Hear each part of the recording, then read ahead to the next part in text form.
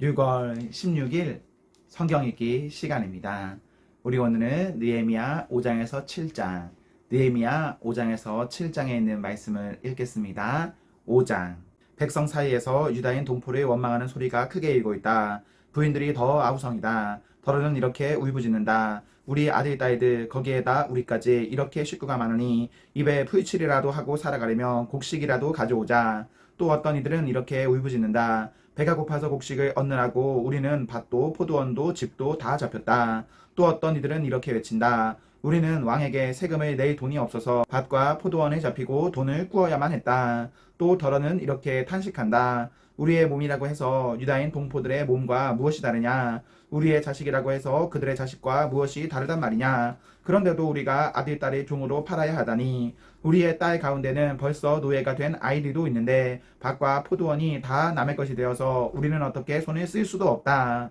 그들의 울부짖음과 탄식을 듣고 보니 나 또한 치밀어 오르는 분노를 참을 수가 없다. 나는 그들이 울부짖는 내용을 신중하게 살핀 다음에 귀족들과 관리들에게 어찌하여 같은 결의끼리 돈 놀이를 하느냐고 호되게 나무랐다. 이 문제를 다루어야 하겠기에 나는 대회를 열고서 귀족들과 관리들에게 말하였다. 우리는 이방 사람들에게 팔려서 종이 된 유다인 동포를 애써 몸값을 치르고 내려왔소. 그런데 지금 당신들은 동포를 또 팔고 있소. 이제 우리더러 그들을 다시 사오라는 말이요. 이렇게 말을 했으나 그들 가운데 대답하는 사람이 아무도 없다. 그들에게도 할 말이 없을 것이다. 내가 말을 계속하였다. 당신들이 한 처사는 옳지 않습니다. 이왕의 원수들에게 웃음거리가 되지 않으려거든 하나님을 두려워하면서 살아야 합니다. 나도 나의 친족도 그리고 내 아랫사람들도 백성에게 돈과 곡식을 꾸어주고 있습니다. 제발 이제부터는 백성에게서 이자받는 것을 그만둡시다.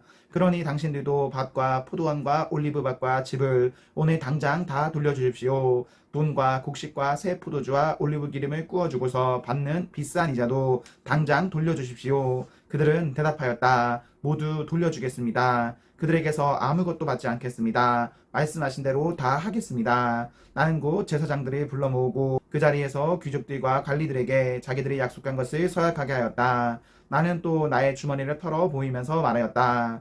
이 서약을 지키지 않는 사람은 하나님이 그 집과 재산을 이렇게 다 털어버리실 것입니다. 그런 자는 털리고 털려서 마침내 빈 털터리가 되고 말 것입니다. 내가 이렇게 말하자 거기에 모인 모든 사람이 아멘 하며 주님을 찬양하였다. 백성은 약속을 지켰다. 나는 아닥사스다 왕 20년에 유다 땅 총독으로 임명을 받아서 아닥사스다 왕 32년까지 12년 동안 총독으로 있었지만 나와 나의 친척들은 내가 총독으로서 받아야 할 록의 혜택을 받지 않았다.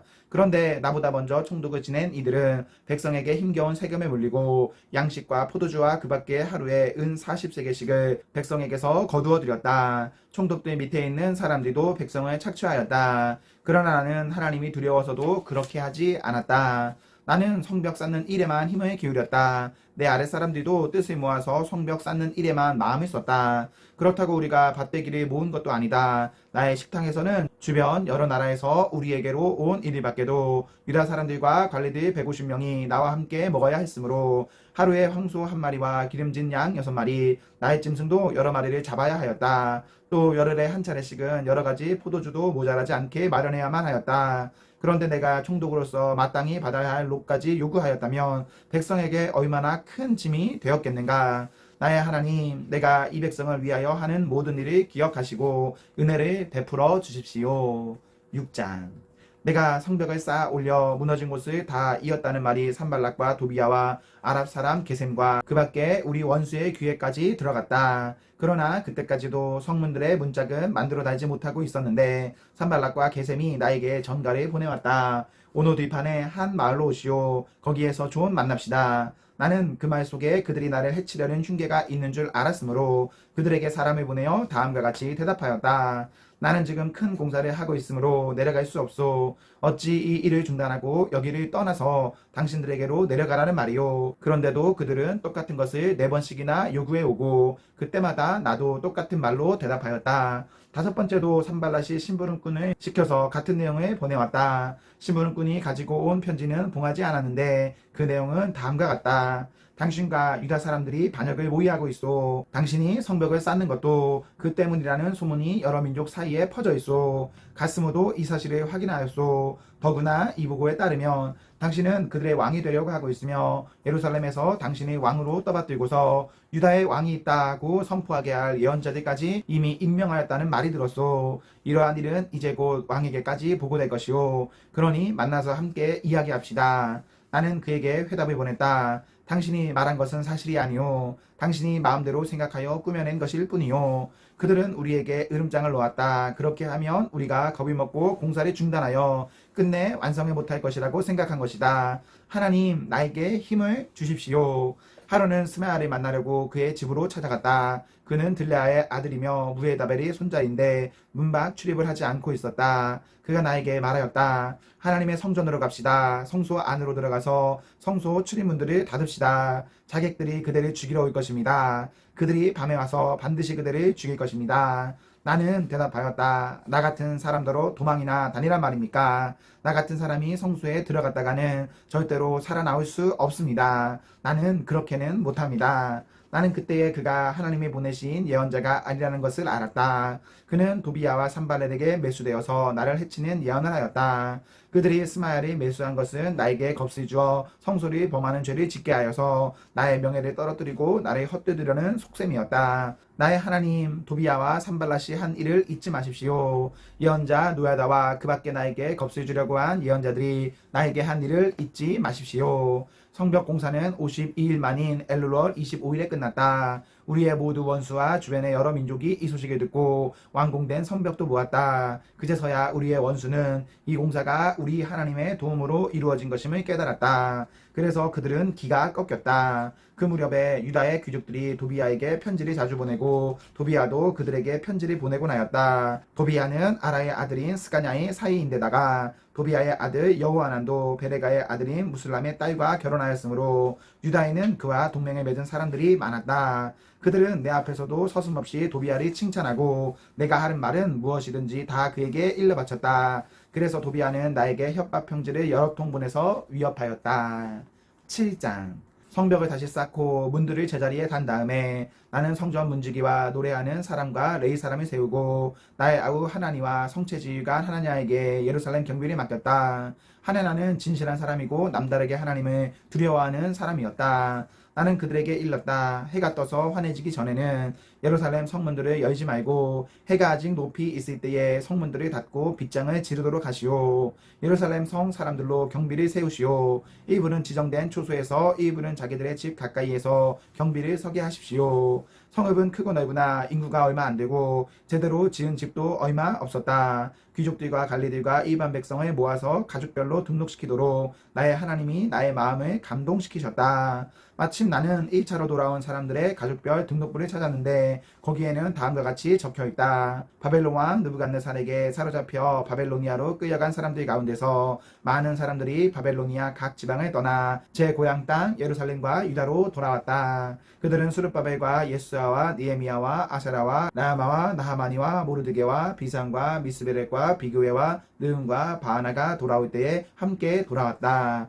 바로스 자손이 2172명이요 스바다 자손이 372명이요 아라 자손이 652명이요 바모압 자손 곧 예수아와 요압 자손이 2818명이요 엘람 자손이 1254명이요 사투 자손이 845명이요 삭게 자손이 760명이요 빈누이 자손이 648명이요 부베 자손이 628명이요 아스가 자손이 2322명이요 아도니감 자손이 667명이요 비교의 자손이 2067명이요 아딘 자손이 655명이요 아델 자손 곧 히스기야 자손이 918명이요 하숨 자손이 328명이요 베세 자손이 324명이요 하립 자손이 112명이요 기브온 자손이 95명이다. 베들레헴 사람과 느도바 사람이 188명이요 아나도 사람이 128명이요 베다스의 사람이 42명이요 기라 여아림과 그비라와 부에로 사람이 743명이요 라마와 게바 사람이 621명이요